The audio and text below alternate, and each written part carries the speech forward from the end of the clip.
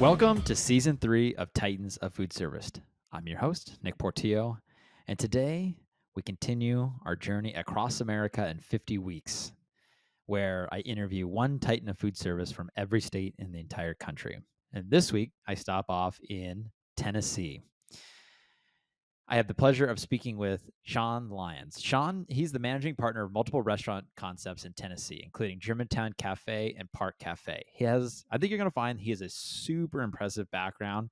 He's previously worked as an executive in large restaurant and hotel groups such as Hillstone Restaurant Group and Dream Hotel Group. When we get into the interview, we discuss how he finds investors, deals for acquiring restaurants, and how having the financial acuity to analyze and streamline operations can make a deal work. We also touch on Sean's unique background as a professional ballroom dancer and how the lessons he learned from dancing have contributed to his success in the business world. I think you're going to find this a really cool conversation. There's a lot of nuggets that I took away from the conversation. One being, he took his experience working for those the restaurant groups like Hillstone Restaurant Group and the Dream Hotel Group. So the experience from there, surrounding himself with other people and the systems and processes to manage and operate these large groups, and how that has translated directly into his own business that he started a few years ago. So it's really cool to see how he's taken that and is applying it. He also, from taking that leap of working at these groups into starting his own thing, it gave him the confidence and the background on how to put together these deals and find people like investors, and just really, really fascinating, and just super happy that I was able to talk to Sean. I think Sean's going to be a massive success in our industry. And, with that, I think you're going to find this conversation to be awesome. So, but before I jump into the conversation with Sean, I wanted to explore the unique food service scene in Tennessee. So, as you know, every episode I'm talking a little bit about the food service scene in the states to which these titans of food service live. So, Tennessee, it's known for its rich musical heritage. Tennessee also boasts a vibrant culinary scene. The state is famous for its southern comfort food, including iconic dishes like hot chicken, barbecue, and country ham. Nashville, in particular, has become a foodie destination with a diverse array of restaurants offering everything from traditional Southern fare to innovative modern cuisine. The state's food service scene is characterized by a deep sense of tradition, hospitality, and a growing emphasis on farm-to-table practices. Okay, now with that, let's go ahead and welcome. All right, man. Sean, welcome to the Titans of Food Service podcast. How are you? I'm good. Thanks for inviting me. Yeah, of course. I know we were talking a little bit off camera that I'm reluctantly a Tennessee Titans fan, even though I've never been to a Tennessee Titans game, other than when they played the Chargers out here many years ago. But it's always a blessing and a curse. Blessing because it's a fun team to root for, but at the same time, they're never any good. But and then you were talking about the Orange County Chopper Show. So tell me about that. You liked it as a kid growing up. I was a Food Network baby, and I always watched the Food Network. I was a wrestler, so I love food.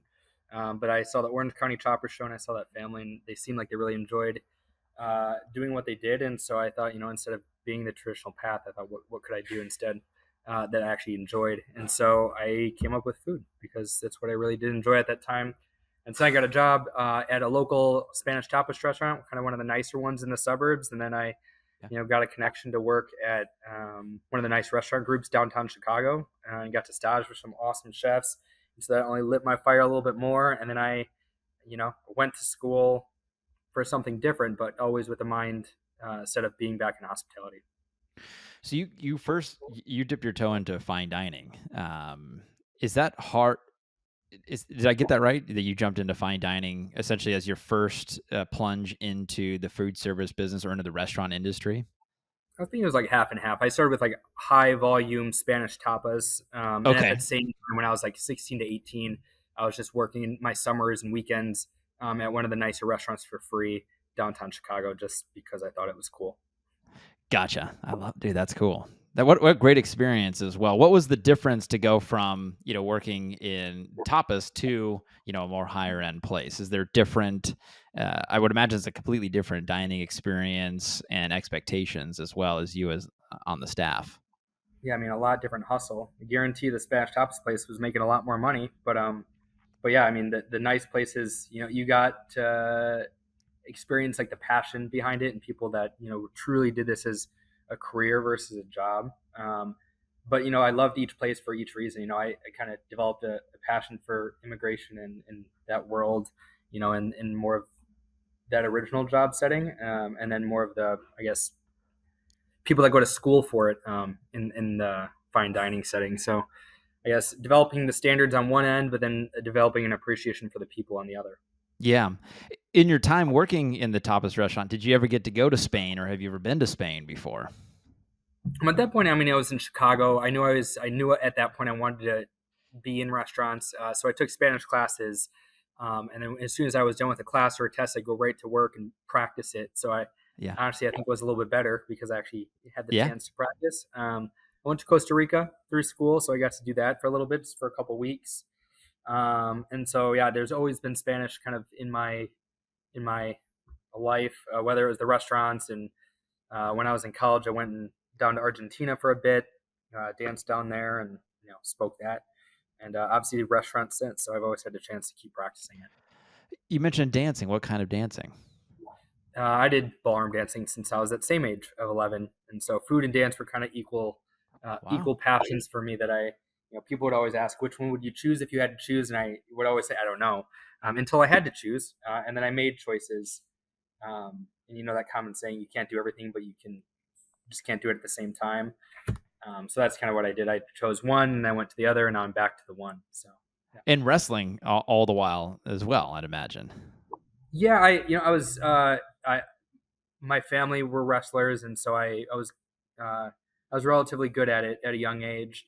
But honestly, I hated it, but I'm very happy I did it because when I quit wrestling in high school, I did the whole varsity thing, but I quit my freshman year to do dancing full time, and so it's hard for this was before Dancing with the Stars and TikTok, so to quit wrestling and go do dancing. I should say just dancing in general. It's possible that a young boy could be made fun of, but um, that was not the case when you were one of the better wrestlers in the school. So I thought Yeah. it was a definite blessing in disguise. So you take your experience with ballroom dancing. Did that correlate at all, or is there thing that you learn within dancing that translated into your career in food? I mean, yeah, I mean the stereotypical showmanship piece of it, but really just, I mean, how much it takes, the detail orientedness that it takes to be able to perform like at the top level. I Yeah. mean, just not accepting every little like any detail that's out of place, um, and then just knowing that you can do something that is pretty hard to hit. I guess a really high goal at a young age. I had the opportunity to do. I traveled a lot, internationally for it. I was able to do some TV stuff. So it just kind of increased my confidence to be able to do things that I wanted to do, which not everybody has the opportunity to do, at that age. So really fortunate for that. And there's also Yeah. this fairy tale piece like connected between the two. I think that's one thing I liked when I was little is that like, you know, uh, in everybody's life, the things when you look back, unless there's a lot of trauma, is the really good times. And I always used to watch TV, and there'd be like this story being told that felt like a fairy tale. And it's like, well, why can't you just do that? And you realize you can't live happily ever after, but you can create a little fairy tale in like pockets of time, whether that's like a couple hours or a weekend or a week. And so both like dancing and food kind of created this atmosphere of like memory. And so at the end of your life, the thing I've thought of before is, if you're creating those moments, the only moments that people actually remember in their life, then you're basically creating their life, which I think is pretty impactful. So that's, I guess, my thesis on hospitality and those experiences. Yeah. I would imagine too. I mean, I know nothing about. I like to say I have general rhythm, but in terms of like any dance training or anything like that, I zero for me. But from watching it, I would imagine there's a level of perfection that you have to constantly strive for. Like every Yeah, little detail has to matter, is it not? yeah, no, it's that's a similar thing. That's why wrestling and dancing and food all had the same throughput line or common denominator. It's you basically create a project, so whether that's a menu, a dance routine, and then or wrestling moves, you concentrate on the basics and you just do them over and over and over Yeah. and over again before until they become muscle memory. And then you go back to the basics to make those basic things even better and better. And then just keep applying the same thing. So there's a sense of boringness to it to create Mm-hmm. a very fancy outcome. Um, but yeah, so I think that's a common thing where in dancing, surprisingly, there was actually more wrestlers or martial artists than you would have think, at least on the male side, Yeah. just because they had the discipline to do that. I haven't seen necessarily that correlation in food, but I think that would definitely correlate as well. Yeah, absolutely. So you go, you dip your toe in working in a Spanish tapas place, and then you go into maybe more fine dining. And then I noticed that you get into start working for some hotel groups, some other restaurant groups. Tell me about that, kind of your progression into those experiences. Yeah, so I went to Purdue, thinking that they had one of the better hospitality schools in the nation, and they also had one of the top ballroom dance teams in the nation. So for me, it was a no brainer. They also had good analytical degrees in case I wanted to do that, which I ended up doing. So I went to Purdue for those reasons. I was in hospitality for the first 6 months, and I realized after I'd already been working in hospitality for almost 6 years at that, well, no, maybe 5 years at that point, that I didn't want to spend that kind of money on learning hospitality or a lot of things I felt like I already had a grasp of. So I switched over to finance because my brain thinks that way and that more analytical terms. I just figured that would be helpful in restaurants or anything else if I wanted to. And so I ended up graduating in finance, but I had a really good relationship with the Hillstone Restaurant Group. They came to the career fairs, and I just loved everything hospitality. And so, after school, I got a job in finance, and did that just for a couple years, and I uh, excelled in it, but I did not enjoy it whatsoever. It Mm-hmm. felt pretty soulless to me, and so I quickly got back onto the path that I knew I really enjoyed, and so that's when I got to go work for the Hillstone Restaurant Group. That's and they're especially known for operational systems and being kind of one of the best restaurant groups in the nation in terms of training and fiscal acuity and just quality. And so, due to some financial benefit, that definitely helped me in that job to grow pretty quickly. And so from there, after I would have stayed there longer, but then one of the choreographers on one of the shows I was on, plus another coach of mine, kept asking me if I wanted to turn professional dancing, and I didn't want to up until that time, until regret creeped into my head, and so I did decide to go do that with a nudge from one of my bosses actually at the time in the food world. Um, and so I went and danced professionally for about uh, 3.5 years, and then I quote Wow. unquote retired when you get closer, to that 30-year-old range, which is common for a lot of dancers. And at that Mm-hmm. point, when I knew it was about to wrap up, I reached back out to my bosses. One of them, which was from Hillstone, and he had become the vice president of restaurants and operations over at the Dream Hotel Group, which is a boutique experiential hotel that has nightclubs and restaurants and coffee shops. And it was to build a brand new program that was based kind of around the Hillstone model in Nashville. And so he asked me if I wanted to move to Nashville, and that was one of the on my top of my list, and so that was a no brainer. So I got to go work for a restaurant group that had a very strong focus on entertainment, on food, and my experience with finance helped me build things and systems from scratch. And so it was honestly just like an ideal fit, kind of serendipitous. And so we helped build the Dream Hotel Group, their first program in Nashville. And my wife and I love Nashville, but I knew at that point, just a matter of 6 months to a year, and that I wanted to, it was time to do my own thing, just because I'd helped, a handful of other groups build programs of their own. And so I found some opportunities with, there's the Germantown Cafe. Now we have the Park Cafe, and we're opening. I'm sitting in the construction site of our third location in another suburb of Nashville. So we're super excited to be doing it on our own, and to be making a difference in the city that I'm going to stay in for hopefully the rest of my life. I want to hear all about your new venture and the locations that you've opened up, but I want to go back to what you said about the Dream Hotel Group. Um, there's one in Hollywood, I know, Yep. and that's actually the hotel that my wife and I and our whole wedding party stayed at when we got married, because we got married in Hollywood. And for those listening, like if you've never been to a Dream Hotel, I can only speak to the one in Hollywood. It's the only one I've ever been to, but the experience is like nothing that I've experienced at any other hotel. It did have the nightclub on top. You walk in, you have that aroma, that kind of the male perfume smell. I mean, you had like the robot that goes to the different rooms that delivers food, and the dining and the drinking experience was very elevated, and it attracted a lot of the people that were walking that were attracted to that place, like a lot of like social media influencers, I remember, and kind of people who you would imagine would be in the Hollywood scene were at that hotel. It was very cool. No, it was very similar in Nashville, and so that was run by the Tao Group. They're all their food and beverage, and so what they did in Nashville, they instead of outsourcing it, they wanted to bring it in house. And so the food, all the food concept, kind of the day life, they wanted to focus around or have a basis in like that Hillstone group. And then the nightlife was based in the Tao Group, so they got members from the Tao Group, brought them in house, and then again, that was one of those kind of members of the Hillstone group that they brought in house to build those two ends of the spectrum. And we definitely had very similar demographic, very similar experience in Nashville.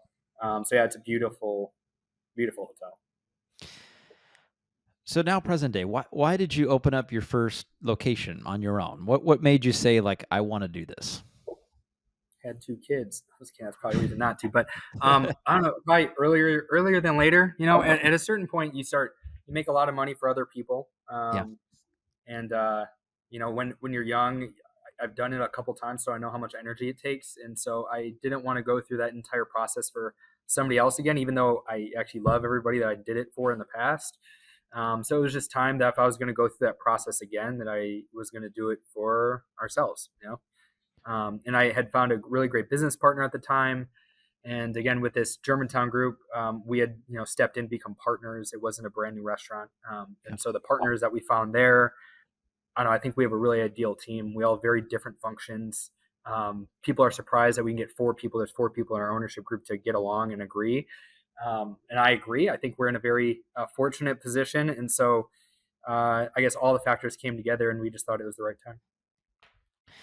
You mentioned that you made a lot of money for other people. There's people listening along. There's probably people that feel the same way and would like to, do their own thing, start their own business, go on their own adventure. What advice or looking back, like what does it take to be able to do that, to make that jump? Because you have to forego the salary, right? You mentioned you have two kids. That can't be easy. So there's risk involved with that. And there's probably a lot of unknowns starting a new business. So tell me about some of the things that you learned in doing that.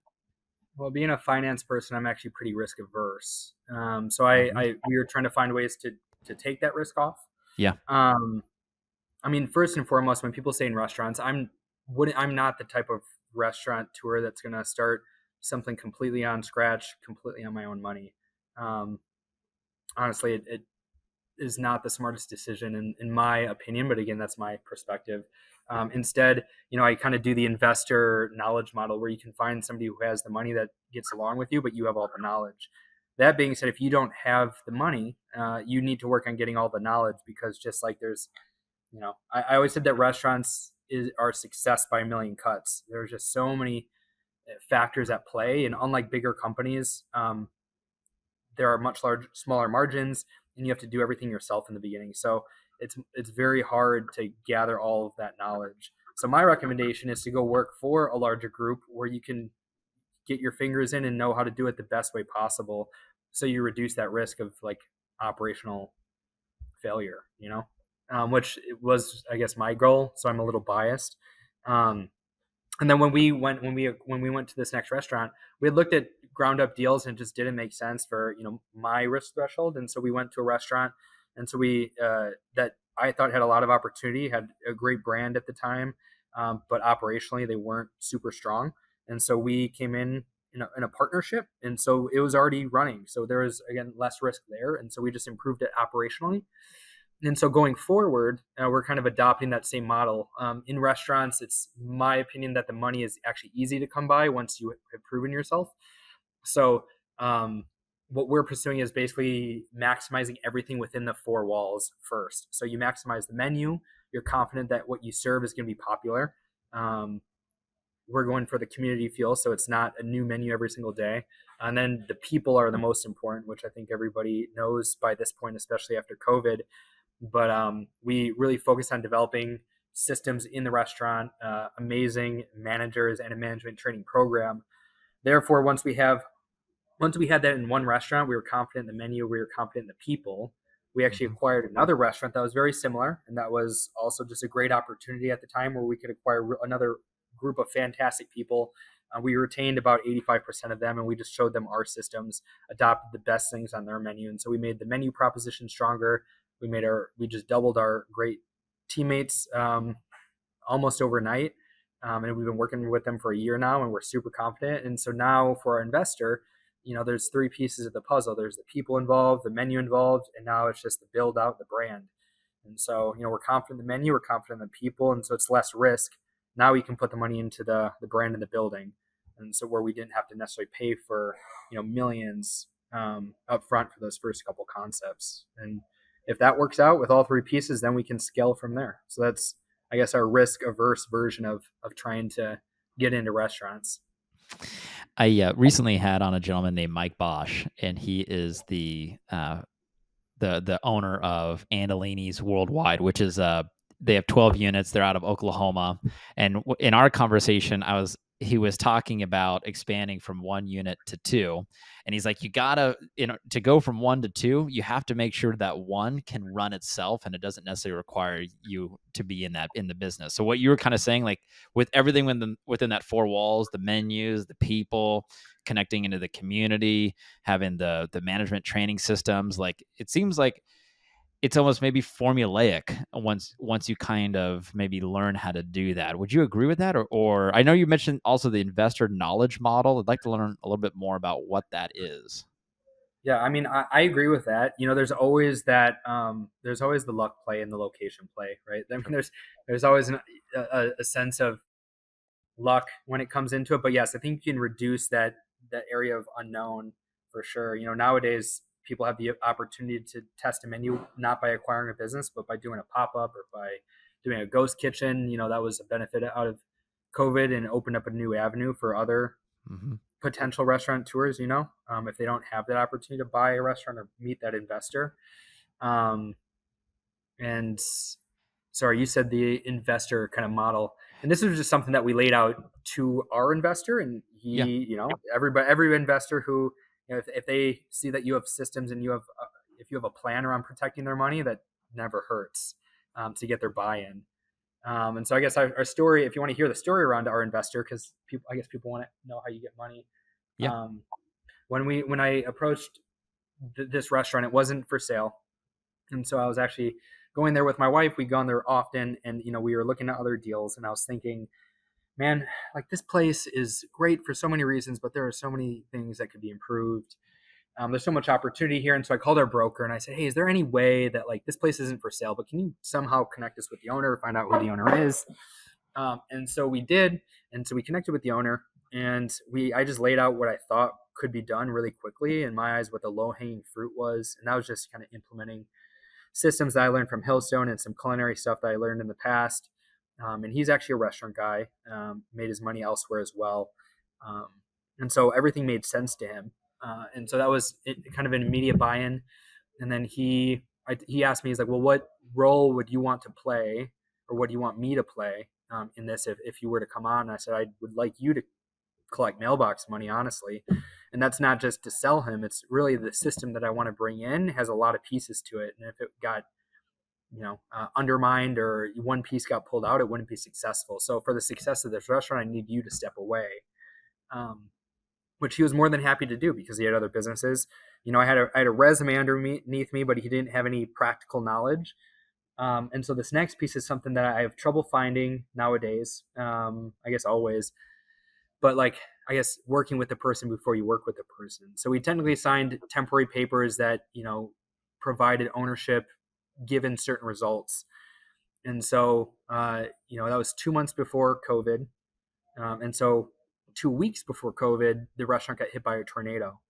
Um, and so the blessing of that is that it's a very legitimate insurance claim, which gave us confidence to continue with, me coming into the restaurant.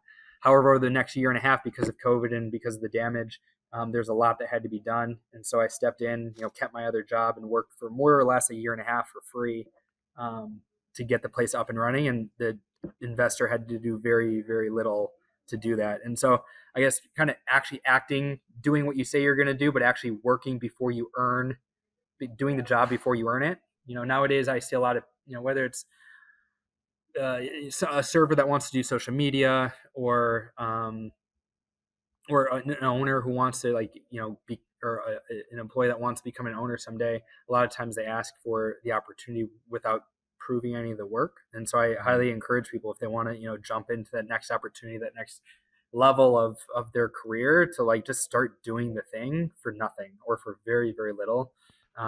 Just because, the growth after that is exponential if you can prove yourself. And so basically, like I said, we worked for free for a year and a half. And then when it came, and then halfway through that, our investor, told me that he had signed on for 3 additional concepts. And throughout that, he said that, based on the work that he'd seen and the confidence that had been built, that he was willing to sign on for a lot more than that. So, it was a really big blessing in disguise. Dude, that is awesome. That is awesome. I mean, what a cool story, and good for you to just, like, hey, you gotta get to work. You gotta get your hands dirty and prove yourself. I also like the nugget that you dropped about, working with somebody, working at Hillstone and having these experiences and being around people who have done things and built systems and processes that you could later implement, learn from others as well. I think that's a really smart way to go about it.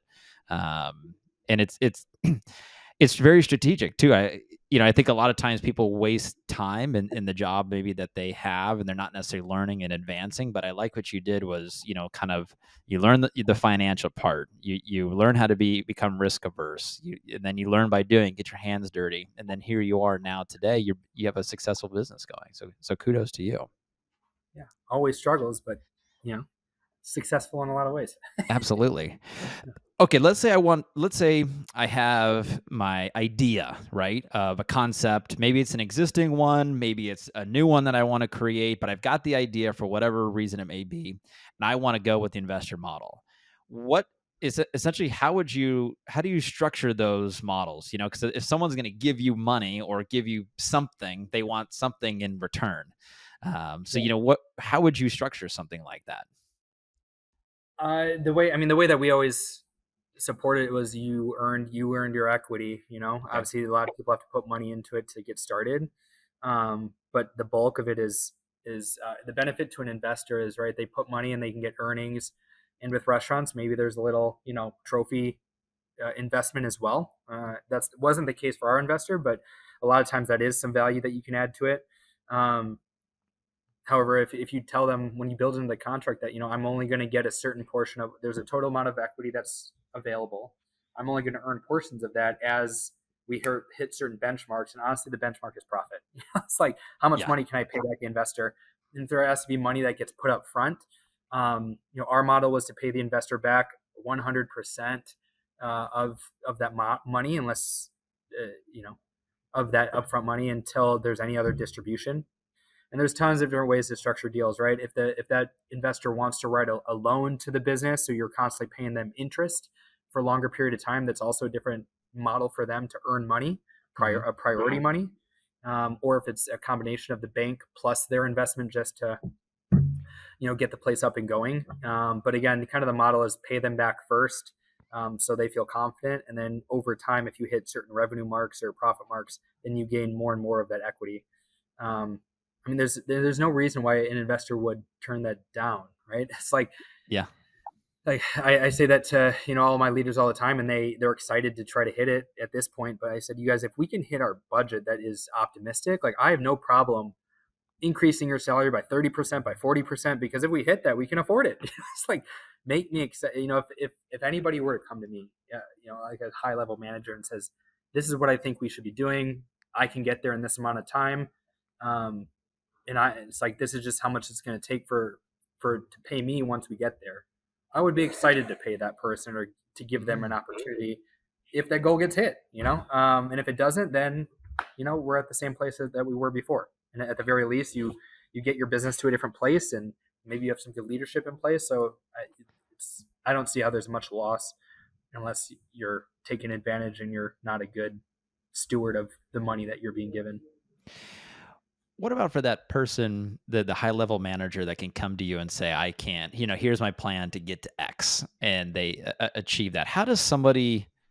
I think a lot of times people may not come forward with an idea. Maybe they're afraid. Like, what is it about your culture, or maybe even that person that would come forward and say, here's my plan. Here's what I want to do. Um, just about them coming forward in the first place. Yeah, I don't know. I think a lot of that we do. There's this balance of like this is how we do it, and they have to understand what is non-negotiable and then what's negotiable, sure. right? So like certain systems that we have, and I said you guys always come to me because people bring it up, um, and there's certain baseline systems that people will come up with different ways to that will are different than the structure of your business, like the foundation of your business. They're going to suggest things that would impact the foundation of your business. And there, in that case, you just have to respectfully say, I understand. Give it 3 months, give it 6 months. You're going to understand why we can't do it that way. I love the idea of thinking that like your creativity in that way. So there's some things that you do have to turn down to maintain the integrity of the business, but ultimately that gives them confidence in the long run that you know what you're doing and you're going to bring them to success. But to allow them to actually come forward is you actually have to allow them. You actually have to implement the ideas. Yeah, If they come to you with ideas, actually implement them. And even if you're skeptical, but it's not going to impact the foundation of your business, if it doesn't work, that's okay. It worked because you instilled a sense of like just initiative in people. Um, I think in a lot of industries, whether it's restaurants or corporate, in those middle levels, that idea of taking initiative is not as common as people would yeah, think. And so those people that like take initiative um, to just stand out just a little bit and just don't ask and just prepare something and show something. Um, Again, you stick out like a sore thumb, honestly. And so I've only found those people I can probably count on one and a half hands over 10 years. So um, I don't know. Usually I pull that person aside and I tell them straight up that they have this potential and I'm going to listen to what they're going to say. yeah. Oh, good on you. What about going back to the investor? So the investor, you pay back the original capital that they invested. After it's all paid back, do they still own do they still have equity in your business? Yep. In our case, they do. Just because we consider him a strategic partner versus Yeah. just an investor, because he actually does have a lot of like strategic knowledge. Um, in not all cases, right? The most common model that I've seen is that in the beginning maybe they get 80%, you have 20, and as soon as you pay them back, that flips to they have 20 and you Mhm. have 80.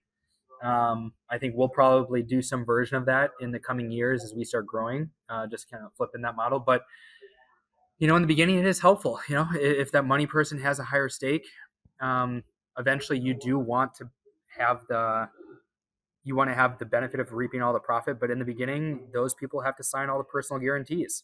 It's That's like right. how much risk do you want to take? And somebody with a family, there's a peace of mind to that person has all the money that is less of a concern to them. Whereas for you, it could be a huge stress on your family. And then over time, as your business grows, banks will take you more seriously, and they might not require a personal guarantee. They can Mhm. take the guarantee of the assets of the business, and so then there's not liability on anybody. And so we're taking definitely the slower route of like payback to our individual partners. But I think it fits everybody's profile. And like I said, I think we're in a good spot that everybody knows their role very clearly. Um, I think that's what's made us kind of be able to move pretty quickly up until now.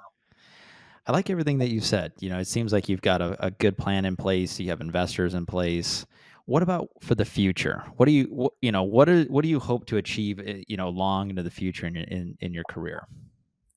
Well, I think restaurants nowadays, we just have to do different models. I think that Mhm. became clear in COVID.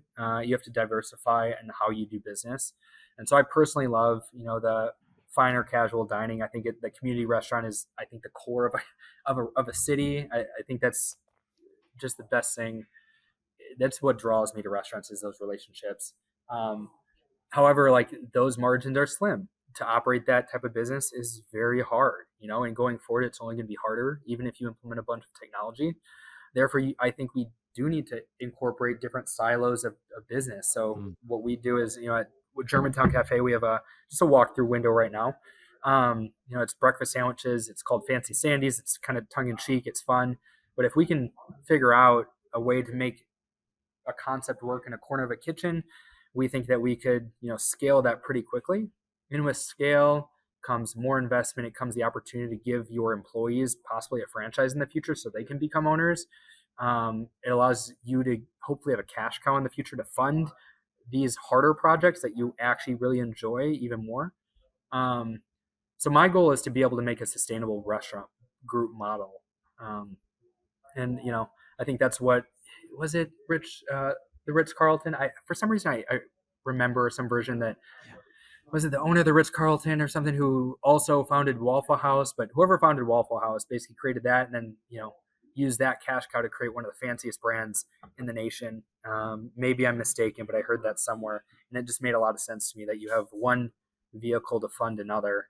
And nowadays, I think in order to transform our industry, we need to provide better livelihoods and better growth and better opportunities for our people.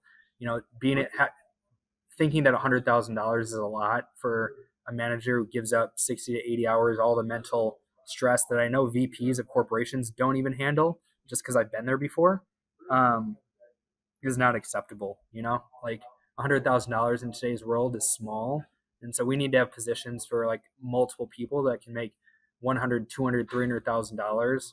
And the only way you can do that is through growth, but hopefully growth in the right way, i.e. giving people ownership in what they're doing to maintain culture and like the actual like quality of the restaurant. So sorry, that was a big spiel and rant, but that's a long-term vision. Dude, I love it, man. Oh my, dude, this has been awesome. Thank you for doing this. I always tell people like I learned so much from doing this podcast, and I picked up so many new learnings, and I love your passion, and your vision seems very clear to me. And like you just have, on top of just being a good person and thinking about the other people that you work with, I think that's just really cool. So I just want to say thank you for taking time to do this and sharing your story. Truly. Yeah, well, thank you. And hopefully one day you'll write a book, and I'll be your first customer. That would be cool. Someday, maybe I'll have that time. Yeah, exactly. Oh man. Well, Sean, I thank you so much, man. I truly thank you for doing this, and it's been a lot of fun.